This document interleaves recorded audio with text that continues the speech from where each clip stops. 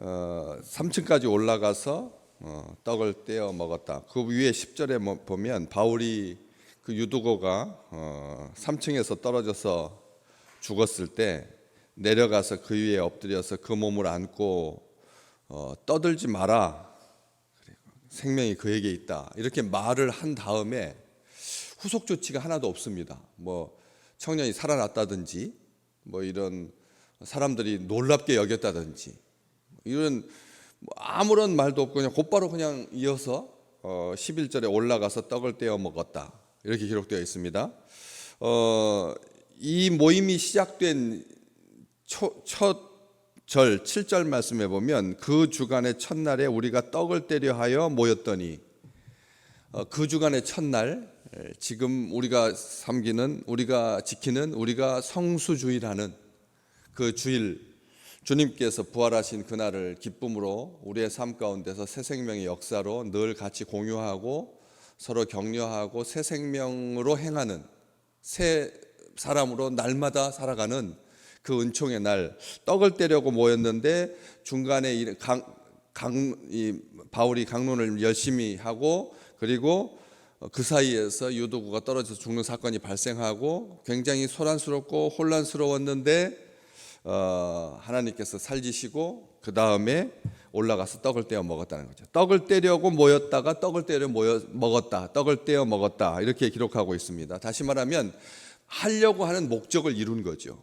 이 모임이 시작된 이유가 떡을 떼려고, 성찬식을 하려고, 예배를 드리려고 모인 거거든요. 성찬식을 위해서 모였습니다. 그 목적을 이룬 것이다라고 하는 것입니다.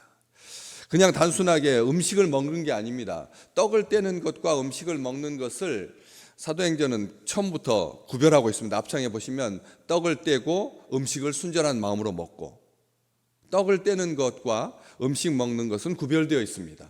그냥 여기에서 그냥 올라가서 밥 먹었다라고 하는 의미가 아니다라고 하는 거죠. 긴장이 풀려서 기가 빠져나가서 허겁지겁 무슨 정신으로 이 상황 속에서 뭘 음식을 먹고 하겠습니까? 만약 유두고의 부활이 미약한 응급조치 상태로, 아니면 심폐소생술로 단지 숨만 붙어 있었다면, 동공이 풀린 상태로 그냥 그 처참한 모습 그대로 있었다면 곧바로 올라가서 떡을 떼고 예배가 다시 계속되고 그런 은혜가 없었을 거라는 것이죠. 의식만 돌아온 상태였다면, 그다음 혹시라도 모르니까 가족들을 불러가지고 얘 징후를 잘 살펴야 됩니다. 지금 막 죽었다가 살아났으니까 이 청년이, 이 아이가, 헬라 원어에 보면 나이가 굉장히 어린 쪽으로 그렇게 묘사가 돼 있어서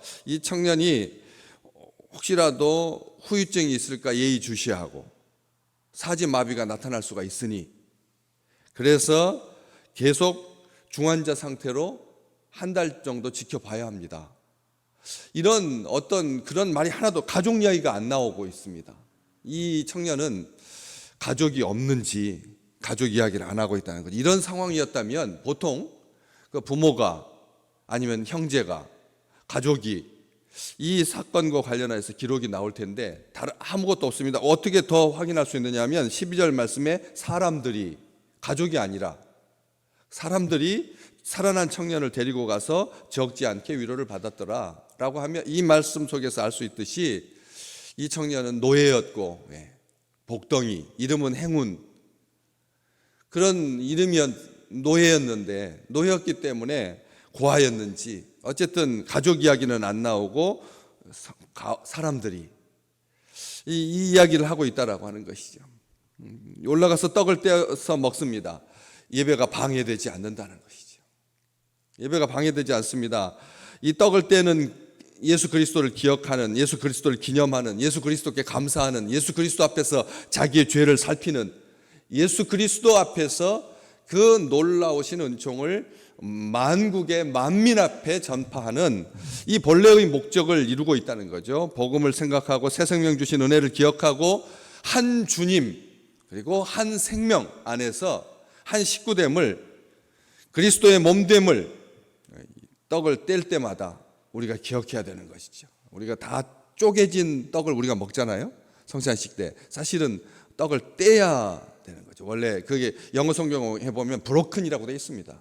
떡을 떼다라고 하는 말이 그냥 찢다, 우리 생각할 때 떡을 찢어 이렇게 떡을 떼다라고 되어 있는데, 그 속에는 이 부수다, 깨뜨리다가 제일 큰 말의 의미입니다. 떡을 뗀다라고 하는 말이 부순다는 뜻이다. 뭘 부숩니까? 우리가 그 떡을 부술 때 무슨 생각을 해야 됩니까? 자기를 옥죄고 있는 사망의 권세를 깨뜨리는 은총이 나타나시기를 주의 이름으로 축복합니다.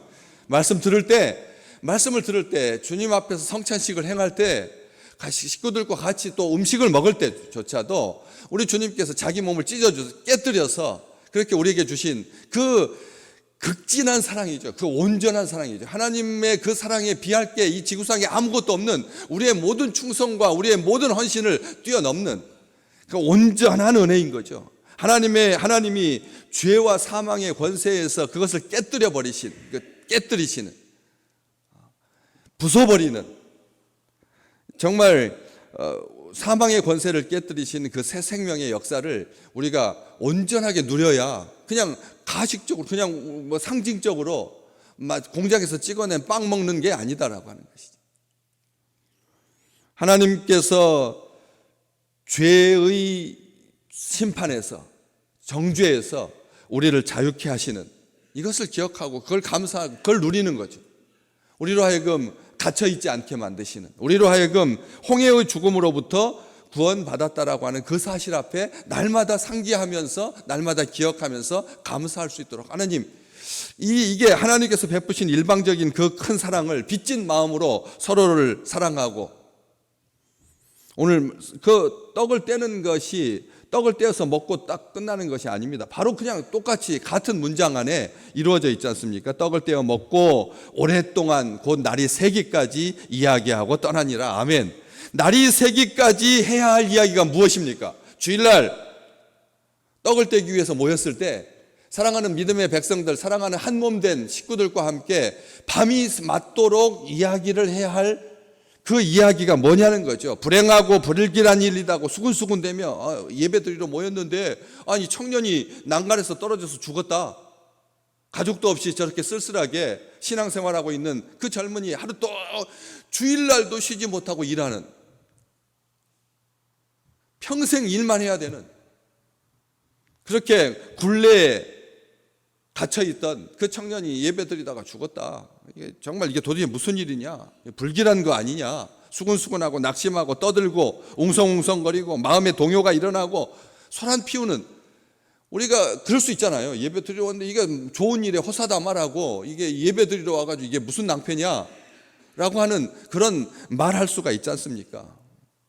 그런 말 하지 아니하고, 또 밤새 우리가 삶 가운데서 밤새도록 같이 나누는 이야기가 뭡니까? 술 마시면서 밤을 새고 영화 이야기하고 뭐 수다를 떨고 예술을 이야기하고 인생을 이야기하고, 낭만적이죠. 뭐 그런 것들 이야기하는 것이 아니라는 거죠.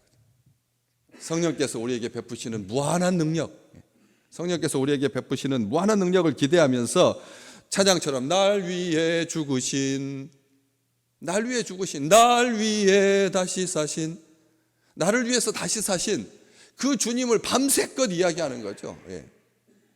정말 적지 않게 위로를 받는 그 충만한 은총, 위기 가운데서, 어려움 가운데서, 고난 가운데서 우리가 평생 두고두고 이야기해야 돼. 그래서 유두고가 그래서 두고입니다. 두고두고 이야기할 수 있도록 하나님께서 우리에게 그런 간증을 우리에게 허락해 주신다라고 하는 것이죠. 살아난 청년을 데리고 가서 적지 않게 한없는 큰 은혜를 받아 누렸던 것처럼 밤새도록 이야기하는 경험이 우리 가족 내에서도 없습니다. 요즘 그렇잖아요. 다람쥐 쳇바퀴 돌듯이 그냥 부품처럼 돌아가는 그런 인생을 살다 보니까 어떻게 이렇게 바쁠까? 이렇게 바쁘게 살까? 우리가 뭐 하나를 한 일에 집중하는 것이 아니라 뭐 다양하게 많은 일을 해야 될 것만 같은 죄의식, 일을 하지 아니하고 가만히 이야기만 하고 있으면 이것은 나를 속이는 거고 세상에서 뒤처지는 거라고 하는 그런 느낌으로 막 우리를 옥죄어오는, 아주 우리를 분주하게 만드는 사탄이 하는 일이거든. 뭐 하나에 집중하지 못하게 하고 막 산만하게 만드는, 초점을 잃게 만드는. 그래서 밤새도록 같이 이야기하는 경험은 아주 옛날에나 아주 할머니 시절에나 초롱불 켜놓고 밤이 맞도록 늦게까지 하는 이야기나, 아니면 연애 시절에 정말 그 낭만적인 그 시절에 정말 사랑하는 사람과 함께 해가 뜨는 지고 해가 지는 줄도 모르게 그렇게 푹 빠져 있었던, 사실은 이것은 그걸 말하는 겁니다. 주님 안에서의 그 온전한 사랑으로 주님의 사랑을 기억하면서 밤이 맞도록 이야기했다라, 오랫도록 날이 새기까지 이야기했다라고 하는 것이죠.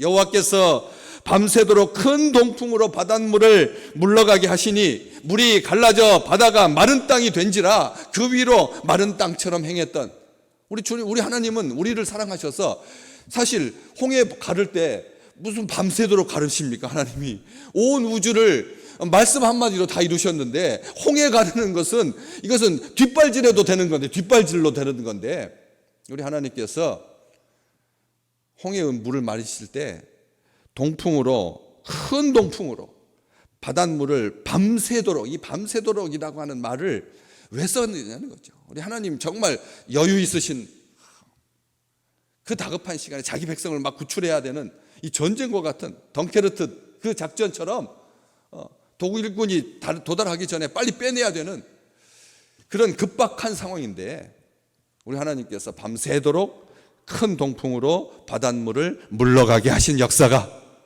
우리 삶 가운데 오늘 또 나타나시기를 주의 이름으로 축복합니다. 쉬지 아니하시는 하나님, 고기 잡으려고 밤새도록 수고했지만, 사람은 밤새도록 수고하는 것은 손에 남는 게 아무것도 없습니다. 사람이 밤새도록 하는 것은 아무것도 남는 게 없는 거죠. 그런데 우리 주님께서 말씀하셨습니다. 배 오른편에 던져라, 배 깊은 곳에 던져라.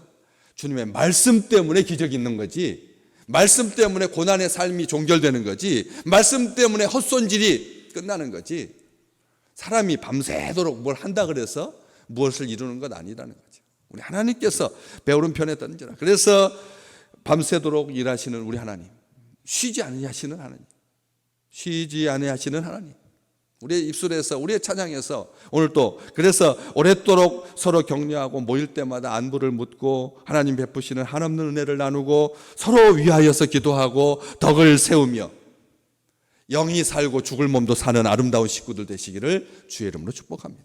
모일 때마다 그 교회 안에 작은 교회들 그렇잖아요. 큰 덩치로 만나는 것은 아주 공식적인 거고, 밤새도록 같이 이야기할 수 있는 그런 따뜻한 정이 흐르는, 모두 기계적으로 돌아가는 이 아주 날카로운 금속성 소리로 가득한 이 세상 공간에서 피하여서 도피성인 아름다운 주의 성전에 올라와서 사랑하는 친구들과 함께 자기 또래, 자기 또 같은 생일, 혈액형, 제가 늘 장난치듯이 사람들 모아가지고 우리 같이 그렇게 사진도 찍고 밥도 같이 먹잖아요. 그런 것처럼, 그런 속에서 오늘 우리에게 베푸시는 그 은혜가 너무나 감사해서 하나님 앞에 그 따스한 마음을 가지고 그렇게 진정성 있게 오래도록 이야기할 수 있는, 날이 갈수록, 시간이 지날수록 더욱더 자녀들과 가족들과도 그런 만남의 시간들이 여유 있어지는, 점심만 딱 먹고 딱 헤어지는, 뭐가 그렇게 바쁘다고 우리는 막 그렇거든요. 알잖아요. 그래가지고 그렇게 하는 것이 아니라 좀 여유 있게 오늘 또 하나님께 주시는 그 영이 사는, 죽을 몸도 살리시는 우리 안에 계신 예수 그리스도로 말미암아 그 은총을 마음껏 누리는 귀한 날 되시기를 주의 이름으로 축복합니다.